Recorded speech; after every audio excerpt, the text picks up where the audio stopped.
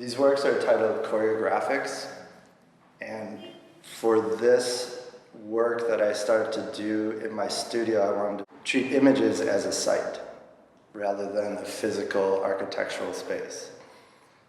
So I found these images online of visitors of museums, viewers, posing in front of classical Greek sculptures.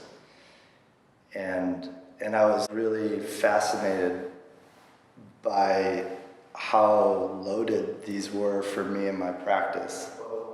Because it's this ephemeral thing and the site all of a sudden becomes secondary, like the architectural site of the museum becomes secondary to the image and my interest in them.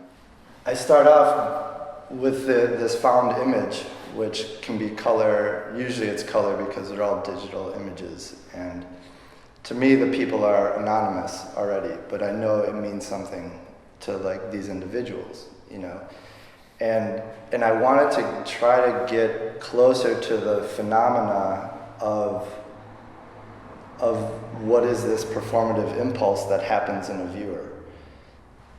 So what I do is I take the image and then I go to a Xerox machine and I copy the image and then I get rid of that, and then I copy another image and then I get rid of that, and then I copy the copy of a copy of a copy of a copy until like I just completely deteriorate the entire image and it goes back to the white of the paper. And for me, then I see what the range is of this image as site, right? It goes all the way from paper to a full-blown image of someone specific that I don't know, right?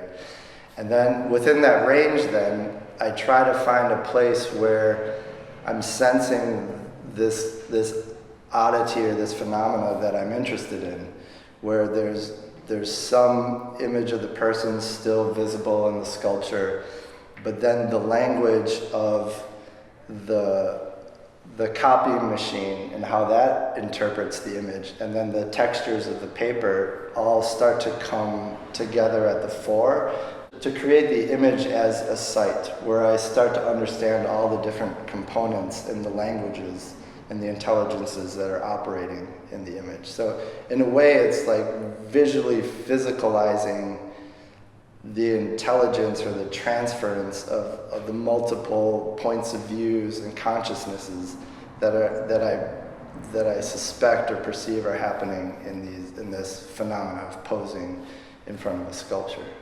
The collage became an element of the work when I was actually engaged in the process of how to produce the images once I had them copied and copied and copied.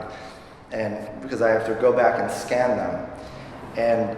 And I realized, like in the scans through this process, that that I'm no different than somebody who maybe programmed a Xerox machine to work on XYZ axis versus like zeros and ones, because each Xerox machine is a little bit different. And all of a sudden, like, I have some kind of agency in the reproduction of these images. And I like to limit my agency mostly, because in the end, what I'm trying to do is to create an image site for me to try to understand this impulse, this physical performative impulse that these viewers are having in the images.